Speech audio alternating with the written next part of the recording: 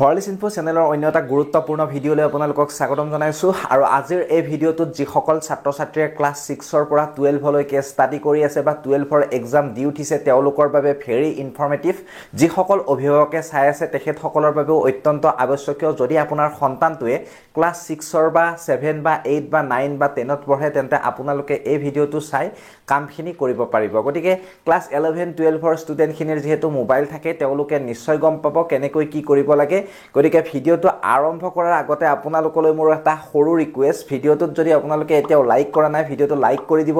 যদি চেনেলটো সাবস্ক্ৰাইব কৰা নাই সাবস্ক্ৰাইব কৰিব আৰু ফেচবুকত চাই থকা সকলে পেজখন ফলো কৰিব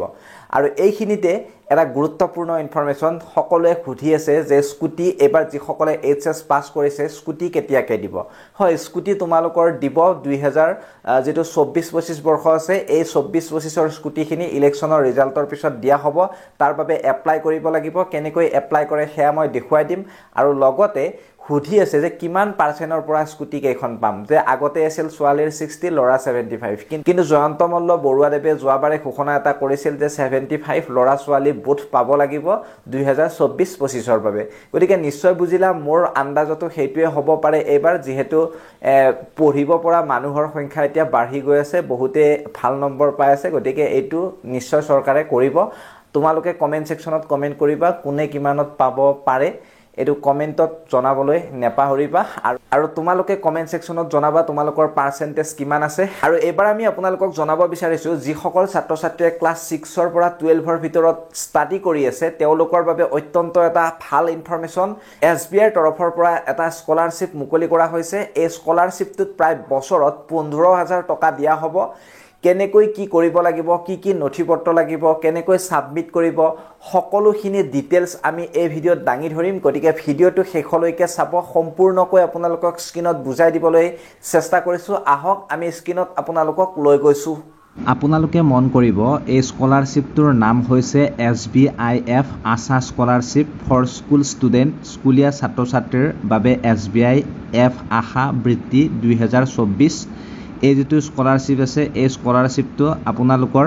2018 চনৰ পৰা দিয়া আৰম্ভ কৰিছে আৰু লগতে ইয়াত আপোনালোকক বৃত্তিৰ নামটো ইয়াত মেনশন কৰিছে অৰ্থাৎ scholarship type merit and means basis অৰ্থাৎ আপোনালোকৰ এই যেটো স্কলাৰশ্বিপ আছে এই স্কলাৰশ্বিপটো মেৰিট বেচিছত আপোনালোকক দিয়া হ'ব তাৰ পিছত এলিজিবিলিটি ইয়াত দেখিছে student studying in class 6 to 12 অৰ্থাৎ ইয়াত ষষ্ঠ শ্ৰেণীৰ পৰা দ্বাদশ শ্ৰেণীলৈ অধ্যয়ন কৰা ছাত্ৰ-ছাত্ৰীক এই পইচাটো দিয়া হ'ব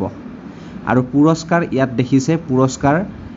10000 টকা তাৰ পিছত ইয়াত লাষ্ট ডেট এপ্লাই যোৱাবাৰৰ আছিল 2023 ডিসেম্বৰ 15 ডিসেম্বৰ 2023 আৰু এইবাৰো 15 ডিসেম্বৰ 2024 হ'ব আৰু লগতে এপ্লিকেশন মোডটো দেখিছে অনলাইন থ্ৰু বাডি ফৰ ষ্টাডি পৰ্টেলত কৰিব লাগিব আৰু আপোনালোকক এবাৰ স্কুলীয়া যেহেতু ছাত্ৰ-ছাত্ৰীৰ বাবে এই যেটো বৃত্তি আছে এই বৃত্তিটো গুৰুত্বপূৰ্ণ আৰু আপোনালোকৰ যিখিনি যোগ্যতা লাগে সেই যোগ্যতাখিনি মই জনাই দিছো অভিভাৱকসকলে গুৰুত্বপূৰ্ণভাৱে মন কৰিব ষষ্ঠ শ্ৰেণীৰ পৰা দ্বাদশ শ্ৰেণীলৈ অধ্যয়ন কৰা ছাত্ৰ-ছাত্ৰী যোগ্য হয় তাৰ পিছত কৈছে আবেদনকাৰীয়ে পূৰ্বৰ শিক্ষাবৰ্ষত ন্যূনতম 75% লাভ কৰিব লাগিব অৰ্থাৎ 75% মাৰ্ক থাকিব লাগিব পূৰ্বৰ শিক্ষাবৰ্ষত নেক্সট ইয়াত কোৱা হৈছে আবেদনকাৰীৰ বাৰ্ষিক পৰিয়ালৰ আয় সকলো উৎসৰ পৰা 3 লাখ টকাতকৈ অধিক হ'ব নেলাগিব ইনকাম টেক্স আপোনালোকে 3 লাখ টকাতকৈ অধিক পে কৰা হ'ব নেলাগিব তাৰ পিছত আপোনালোকৰ পেন ইণ্ডিয়াৰ পৰা ছাত্ৰ-ছাত্ৰীয়ে আবেদন কৰিব পাৰিব নিশ্চয় গম পালে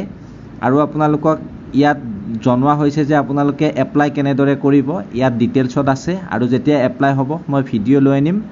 আৰু লগতে এবাৰ আপোনালোকক জনাব লগা গুৰুত্বপূৰ্ণ কথাটো হৈছে ছাত্ৰ-ছাত্ৰীৰ নথিপত্ৰ কি লাগিব অৰ্থাৎ ডকুমেন্টছ কি লাগিব প্ৰথমতে ইয়াত পূৰ্বৰ শিক্ষাবৰ্ষৰ মাৰ্কশিটখন লাগিব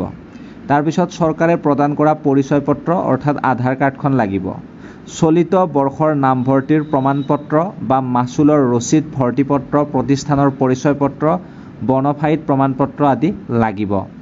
আবেদনকাৰী বা অভিভাৱকৰ বেংক একাউণ্টৰ বিৱৰণো লাগিব তাৰ পিছত আয়ৰ প্ৰমাণপত্ৰ লাগিব তাৰ পিছত কোৱা হৈছে আবেদনকাৰীৰ ফটো পাছপোৰ্ট সাইজ ফটো লাগিব আৰু ইয়াত নিৰ্বাচনৰ প্ৰসেস বা সিলেকশন প্ৰসেসটো কেনেকুৱা হ'ব ইয়াত কৈছে মই আপোনালোকক অসমীয়াতে জনাই দিবলৈ চেষ্টা কৰিছোঁ। যোগ্যতাৰ মাপকাঠিৰ ওপৰত ভিত্তি কৰি প্ৰাৰ্থীসকলৰ প্ৰাৰম্ভিক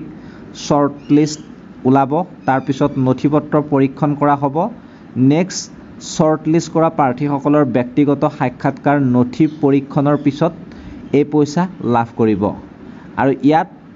কণ্টেক্ট ডিটেইলছ দিয়া আছে, আপোনালোকে কণ্টেক্ট কৰি ল'ব পাৰিব। ফোন নম্বৰ আছে, ইমেইল আছে, ইয়াত আপোনালোকে ধুনীয়াকৈ নজনা কথাখিনি জানি ল'ব পাৰিব ইমেইল বা ফোন কৰি। গতিকে এই যিটো প্ৰচেছ আছে এই প্ৰচেছটো নৱেম্বৰ মানত আপোনালোকৰ এপ্লাই হ'ব। আৰু যেতিয়া এপ্লাই হ'ব মই বাৰু ডিটেইলছত ভিডিঅ' লৈ আনিম। আৰু আপোনালোকে প্ৰায় 10,000 টকাকৈ লাভ কৰিব বছৰত। গতিকে যিসকলৰ ঘৰত ক্লাছ 6ৰ পৰা ক্লাছ 12লৈকে পঢ়া ছাত্ৰ ছাত্ৰী আছে তেওঁলোকৰ বাবে এই ভিডিঅ'টো অত্যন্ত গুৰুত্বপূৰ্ণ। শ্বেয়াৰ কৰি দিবা যিসকলে শ্বেয়াৰ কৰিব পাৰা। গতিকে মই মিঠুৱে বিদায় মাগিছোঁ অন্য এটা ভিডিঅ'ত লগ পোৱাৰ প্ৰতিশ্ৰুতিৰে। আৰু যদি কিবা মনত কুৱেশ্যন আছে তেন্তে কমেণ্ট ছেকশ্যনত জনাব। ইনষ্টাগ্ৰামত ফ'ল' কৰিব, ফেচবুকত ফ'ল' কৰিব, ফেচবুকতো মেছেজ কৰিব পাৰিব, ইনষ্টাগ্ৰামতো মেছেজ কৰিব পাৰিব যদি কিবা সুধিব লগা থাকে। আৰু কমেণ্ট ছেকশ্যনটো খোলাই আছে। গতিকে এনেকুৱা ধৰণৰ ভিডিঅ' নিতৌ পাবলৈ চেনেলটো ছাবস্ক্ৰাইব কৰি ঘণ্টি বটনটো দবাই থ'বলৈও নেপাহৰিব। ধন্যবাদ। জয় অসম।